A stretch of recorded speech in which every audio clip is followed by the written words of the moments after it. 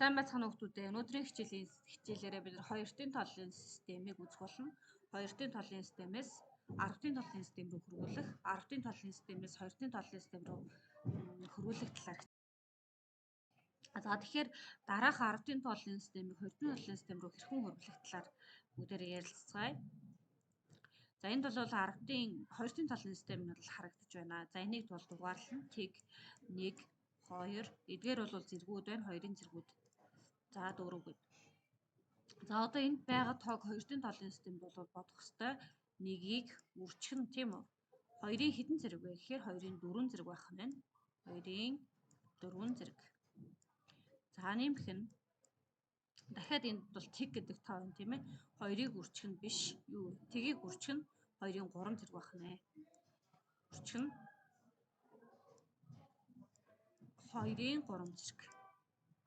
За нэмэх нь энд дахиад 2-ын 1-ийг үрчгэн 2-ын 2 зэрэг байх нь байна. 1-ийг үрчгэн 2-ын 2 зэрэг. 2-ын 2 зэрэг.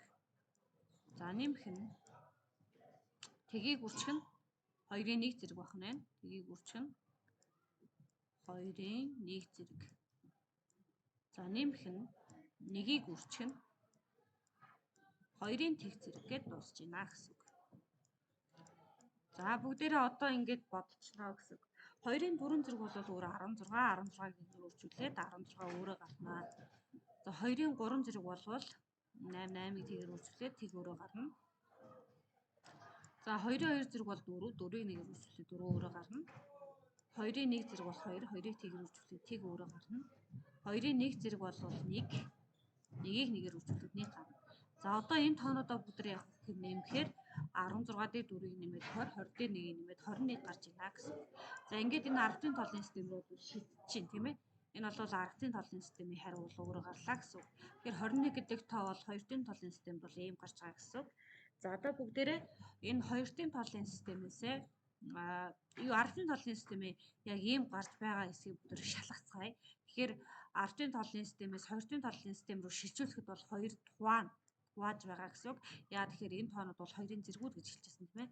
За хуваах нь 2. За хэдээр өгөх вэ гэхээр энэ дээр бол 10-аар өвч таарч байна. Энэ дээр бол 20 өөрөө гарна.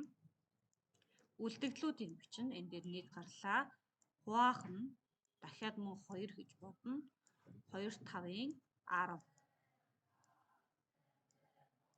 За үлдэгдэл нь бол тэг гэж бичлээ. За 2-ыг бас дахиад 5 хуваана. Яа тэгэхээр энэ үлдэгдэхгүй болтол хуваах хэрэгтэй байгаа. 2 2-ын 4.